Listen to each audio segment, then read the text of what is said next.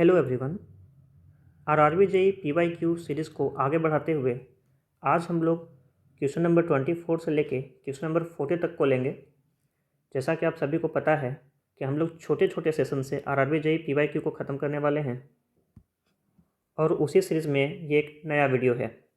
अगर आपने पार्ट 1 नहीं देखा है, जिसमें क्वेश्चन नंबर 1 से लेके क्वेश्चन नंबर 23 तक का सवाल लिए थे हम, तो उसके लिए मैं ऊपर आई बटन में वीडियो का लिंक दे दूँगा, आप देख सकते हैं। तो चलिए जल्दी से सवाल को देखते हैं क्या कह रहा है। Question number 24, the process of production of natural stone is known as, मतलब कि नेचुरल स्टोन के प्रोडक्शन प्रोसेस को क्या कहा जाता है, ये पूछा जा रहा है। आप सभी को पता होगा कि स्टोन को जिस प्लेस से निकाला जाता है उस प्लेस को क्वेरी कहा जाता है, एंड जिस प्रोसेस से निकाला जाता है उस प्रोसेस को क्वेरिंग कहा जाता है। इसलिए इसका आंसर बी होगा। ड्रेसिंग क्या होता है? स्टोन को शेप देना, जिस डिजायर्ड शेप में हम चाहते हैं उस डिजायर्ड शेप में उसको शेपिंग करना ड्रेसिंग कहलाता है। क्रशिंग क्या होता है?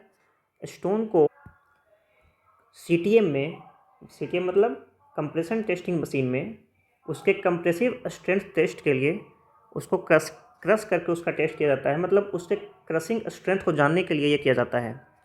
अच्छा, यहाँ पे हम लोग उसका शेप क्या लेते हैं? शेप क्यूबिकल ले सकते हैं, और एक तो क्यूबिकल ले सकते और दूसरा सिलेंड्रिकल ले सकते हैं। किसके लिए? क्रशिंग स्ट्रेंथ के टेस्ट के लिए। इसके टेस्ट के लिए इसका साइज़ 50 mm लिया जाता है, मतलब इस क्यूब का साइज़ लिया जाता है 50 mm, यानी कि इसका सारा पार्ट 50 mm होगा। एंड अगर सिलेंडर लिया जाता है तो इसका डाया लिया जाता है 50 mm, एंड इसका हाइट भी लिया जाता है 50 mm। ओके, आपको ये पता होगा, नहीं पता होगा तो नोट कर लीजिएगा कि ये लिया जाता है।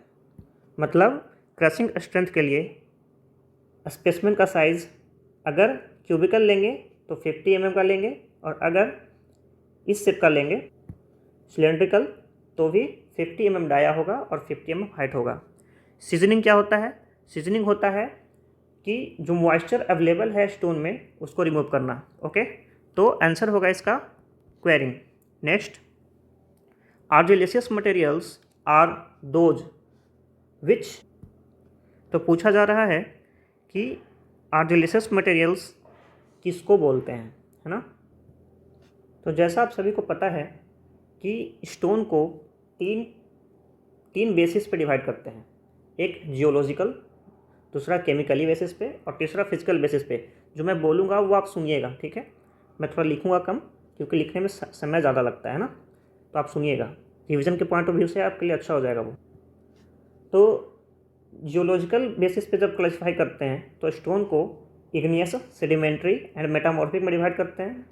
केमिकली बेसिस पे करते हैं तो सिलिशियस, कैलकेरियस और आर्जिलेसियस में करते हैं। एंड फिजिकली बेसिस पे जब करते हैं तो स्ट्रेटिफाइड, अनस्ट्रेटिफाइड एंड फोल्यूलेटेड करते हैं। ओके, हम लोगों से यहाँ पे आर्जिलेसियस पूछा गया है, जो कि एक क्या होगा, केमिकली डिविजिबल, मतलब केमिकली हम लोग बांटते हैं स्टोन को, तो उसमें आता है siliceous, calcareous and argillaceous. Okay, तो सिलिशियस में क्या होता है? सिलिशियस में उसमें सिलिका पाया जाता है। कैलकेरियस में CaO पाया जाता है, कैल्शियम ऑक्साइड, जिसको लाइम भी बोलते हैं। एंड आर्जिलेसियस में एलुमिना एंड क्ले पाया जाता है। ओके, तो यहाँ पे हम लोग से पूछा गया है आर्जिलेसियस, तो इसमें एलुमिना होगा और क्ले होगा। तो पढ़ते हैं, तो इस देखिए ऑप्शन ए में लिखा गया है have alumina as the main constituent. Lime बोल रहा है, लाइम किस में होगा? कैलकेरियस में होगा। फिर लिखा है सी ऑप्शन में evolve heat on the addition of water. ऐसा तो कुछ होता नहीं है, अगर वाटर के एडिशन पे हीट निकलेगा तो वो फिर वो हाइड्रेशन प्रोसेस होता है ना। Easily break when hammered lightly, ऐसा कुछ नहीं होता है। ओके, देखते हैं अगला सवाल, question number 26, which one of the following test is used to test aggregates for its abrasion resistance. देखिए, एब्रेशन रेसिस्टेंस का बात कर रहा है, तो एब्रेशन रेसिस्टेंस होता क्या है? एब्रेशन रेसिस्टेंस होता है कि स्टोन्स का या तो आपस में टूट आपस में जैसे स्टोन्स हैं, इनके आपस में रगड़ के कारण इनका टूट फूट होना या किसी बाहरी मटेरियल से रगड़ होने के कारण इनका टूट फूट होना। कहना ये चाहते हैं कि इनका टूट फूट से ये कितना अपने आप को बचा सकते हैं, वही होता है एब्रेशन रेसिस्टेंस, है ना। तो इसी के लिए हम लोग डेवल एब्रेशन टेस्ट भी करते हैं, डॉरी एब्रेशन टेस्ट भी करते हैं और लॉस एंजल्स टेस्ट भी करते हैं। लॉस एंजल्स टेस्ट तो काफ़ी इंपॉर्टेंट टेस्ट है, आप लोग सब जानते ही होंगे कि उसमें एक ऐसा इस शायद ऐसा एक इंस्ट्रूमेंट लिया जाता है ना, और इसका डाया कितना होता है और इसका लेंथ कितना होता है, ये सवाल में पूछा जाता है। तो आप लोगों को पता भी होगा, ये लेते हैं 500 mm एंड ये लिया जाता है 700 mm। एंड इसमें जैसे इसमें अगर हमने एग्रीगेट डाला तो इसके एब्रेशन टेस्ट के लिए इसमें ये बॉल्स डाली जाती हैं मेटल्स की, इसको बोला जाता है एब्रेशन चार्ज। इसका डाया कितना होता है ये आप लोग कमेंट सेक्शन में बताइएगा। ओके, तो इसका आंसर हो गया D, all of the option are correct. Okay, next, तो अगला क्वेश्चन देखते हैं। देखिए क्वेश्चन में है the solidification of molten magma when it reaches the surface of the earth result in the formation of. देखिए सॉलिडिफिकेशन ऑफ मोल्टेन मैग्मा के कारण बोल रहा है। तो हम लोग जब पढ़ते हैं स्टोन्स का जियोलॉजिकल क्लासिफिकेशन तो उसमें पढ़ते हैं इग्निशियस, सेडिमेंट्री एंड मेटामॉर्फिक। तो इग्निशियस में क्या होता है, इग्निशियस में वो जो मैग्मा होता है वो सरफेस पे आके कूल होकर के जम जाता है, जिसके कारण से वो स्टोन बन जाता है। तो वो वही बोल रहा है कि मोल्टेन मैग्मा की वजह से जो स्टोन बनता है वो कौन सा होता है। तो ऑब्वियसली वो इग्निशियस होगा। अब इग्निशियस में यहाँ पे इग्निशियस ऑप्शन मैंने दिया गया है, तो उसका एग्जांपल दिया गया यहाँ पे। देखिए सेडिमेंट्री रॉक नहीं, सेडिमेंट्री रॉक तो सेडिमेंट्स के इकट्ठा होने से बनता है, मिनरल्स के इकट्ठा होने से बनता है। बेसॉल्ट या ट्रैप, ग्रेनाइट और मेटामॉर्फिक रॉक, इसमें से इग्निशियस कौन है। तो यहाँ पे बेसॉल्ट एंड ट्रैप ये भी इग्नियस रॉक है और ग्रेनाइट भी इग्नियस रॉक है। मेटामॉर्फिक तो हो नहीं सकता है क्योंकि प्रेशर और टेम्परेचर काफ़ी ज़्यादा पड़ता है इग्नियस रॉक पे या सेडिमेंट्री रॉक पे, तो वो मेटामॉर्फिक बन जाता है। तो ये ऑप्शन नहीं हो सकता, ये ऑप्शन नहीं हो सकता है। अब इग्नियस रॉक ये भी है और ये भी है, तो इसमें हम लोग कौन सा आंसर करेंगे। तो देखिए यहाँ पर सवाल कहा गया है कि when it reaches the surface of the अर्थ, यानी कि जो मैग्मा है जैसे यहाँ से जो मैग्मा निकलता है ये बाहर आ चुका है और बाहर आकर के कूल होकर के ये जम गया है। तो जब ये हम लोग जब पढ़ते हैं इग्नियस रॉक तो इसके भी क्लासिफिकेशन होते हैं इंट्रूसिव और एक्सट्रूसिव। तो ये कौन सा पूछ रहा है हम लोग से, जो बाहर आ, यानी कि वो एक्सट्रूसिव पूछ रहा है। और एक्सट्रूसिव का एग्जांपल हम लोग जानते हैं बेसॉल्ट एंड ट्रैप। ग्रेनाइट जो होता है वो प्लूटोनिक की कैटेगरी में आता है, मतलब इंट्रूसिव भी जब दो भाग में बढ़ता है प्लूटोनिक एंड हाइपरबेसल, तो प्लूटोनिक में आता है ग्रेनाइट। तो इसलिए हम लोग ग्रेनाइट यहाँ पे आंसर नहीं करेंगे, बेसॉल्ट एंड ट्रैप करेंगे। तो ये काफ़ी अच्छा कंसेप्चुअल सवाल पूछा गया है, कंफ्यूज हो सकते हैं ग्रेनाइट और बी और सी ऑप्शन में एक्चुअली। नेक्स्ट सवाल, slate and marble stone belong to. Slate और मार्बल किसका क्लासिफिकेशन है, ये आप सभी जानते होंगे, ये मेटामॉर्फिक रॉक का एग्जांपल होता है। नेक्स्ट पूछा गया है कि इसमें से कौन एक वेराइटी है कोरंडम स्टोन का जो कि वेरी हार्ड होता एब्रेसिव मटेरियल है ना। तो कोरंडम स्टोन का एग्जांपल एक्चुअली में आप लोग को याद रखना चाहिए, जैसे हम लोग सेडिमेंट्री, इग्नियस और मेटामॉर्फिक ये सब का एग्जांपल याद रखते हैं, वैसे ही कोरंडम का ही ये एक टाइप होता है एमरी, तो इसलिए इसका आंसर होगा एमरी। इसका कोई लॉजिक नहीं है, ये डायरेक्टली याद रखना होगा। नेक्स्ट आगे का देखते हैं कि आगे के क्वेश्चन में क्या पूछा गया है। तो देखिए क्वेश्चन है granite and rhyolite are the example of which of the following. तो ग्रेनाइट और रिहोलाइट, अगर आप रिहोलाइट नहीं भी जानते हैं तो ग्रेनाइट तो आपको पता ही होगा कि एक इग्नियस रॉक है, तो इसलिए ये इग्नियस रॉक का एग्जाम्पल होगा। इसका करेक्ट आंसर सी होगा। ओके, अगला क्वेश्चन देखते हैं कि इसमें से क्या एक एग्जाम्पल है मेटामॉर्फिक रॉक का। मेटामॉर्फिक रॉक का अभी ऊपर भी सवाल मिला था, उसमें मार्बल था मेटामॉर्फिक, और आप लोग को पता भी होगा कि मार्बल एक मेटामॉर्फिक रॉक है। आप लोग ये बताएंगे कि मार्बल जो है किसका मेटामॉर्फिक फॉर्म होता है।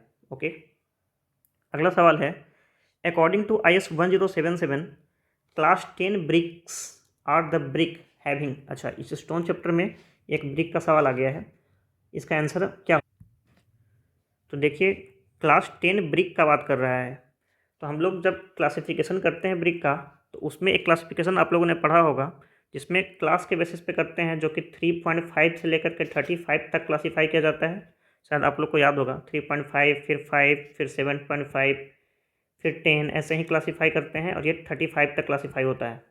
और इसमें सबसे अच्छी बात ये है कि ये जिस क्लास का होता है उसका कंप्रेसिव स्ट्रेंथ उतना ही होता है। जैसे 3.5 प्लस का तो इसका 3.5 होगा, ये 5 है तो इसका 5 होगा, क्या, न्यूटन पर mm²।